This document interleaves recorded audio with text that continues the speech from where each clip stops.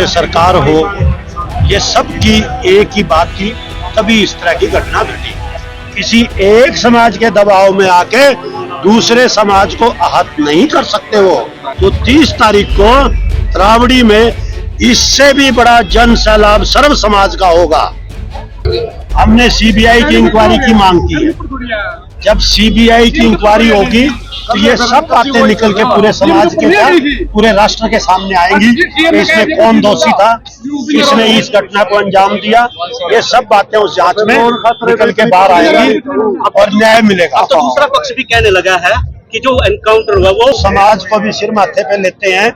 उस समाज ने जो कहा है कि सीबीआई की जांच करे, हम उनकी मांग का भी समर्थन करते हैं, वो हमारी मांग का समर्थन करते हैं। और हमें पूर्ण विश्वास है जिस तरह का आज वातावरण बना हुआ है और जितना बड़ा रोष प्रदर्शन आज गौड़ समाज ने किया है, सरकार इस पे बहुत जल्द संज्ञान लेगी और हमारी पूरी की पूरी बात। इस पूरी घटना का जिम्मेदार किसे मानते हैं? जगमोहन आनंद ने कहा चलती में नहीं चलाई तो क्या फायदा। देखिए, इसमें जगमोहन आनंद जी हो या पुलिस प्रशासन हो या ऊपर से सरकार हो, ये सब की एक ही बात थी, तभी इस तरह की घटना घटी। किसी एक आदमी के कहने से मुझे लगता नहीं, लेकिन उन्होंने जो आपत्तिजनक बयान दिए वो बड़े निंदनीय है। किसी जनप्रतिनिधि को इस तरह के बयान नहीं देने चाहिए।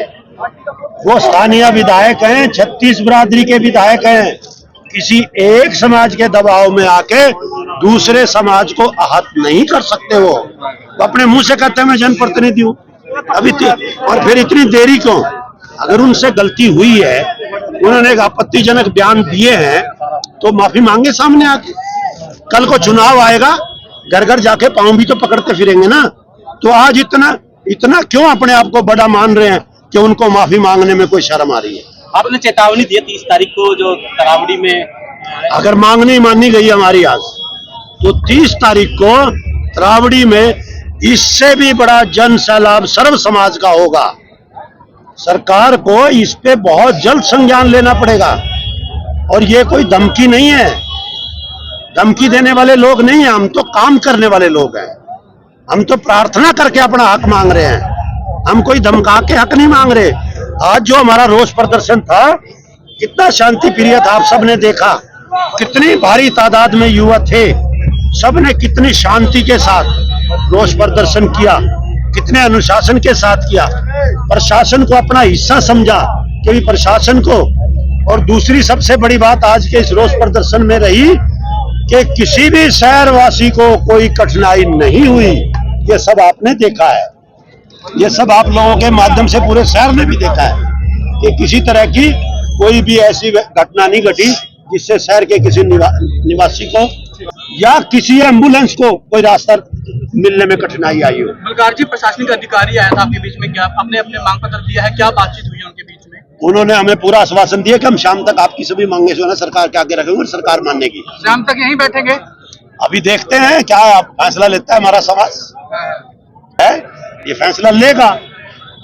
और अगर नहीं मानते हैं तो हो सकता है ये सांकेतिक धरना हमारा लंबा भी जाए। लग रहा है शाम तक मांगे हमें तो पूर्ण विश्वास है माननी पड़ेगी। माननी गई तो इसका मतलब सरकार गंभीर नहीं है।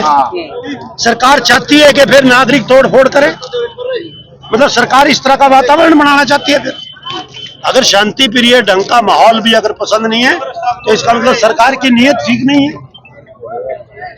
और ऐसी कौन सी मांग है जो सरकार नहीं पूरी कर सकती? हमने कोई ऐसी मांग नहीं रखी जिससे किसी और समाज को आहत पहुंचे या सरकार को कोई अपने अंदर कमजोरी नजर आए। एक साधारण सी मांग है, वो सरकार को मान लेनी चाहिए। सरकार भी तो जनता की सरकार है, लोकतंत्र है। लोकतंत्र में अपनी बात रखने का सबको अधिकार है और उस अधिकार को हम अपने को इस्तेमाल कर रहे हैं। हमारा अधिकार है न्याय मांगना, तो सरकार को मानना चाहिए। प्रधान जी, फिर हमने कहा कि नहीं, हम जिला कलेक्टर को ही अपना ज्ञापन देंगे। और जिला कलेक्टर आए, हमारे साथ बैठ के उन्होंने अच्छे वातावरण में हमसे गुफ्तगू की बात की।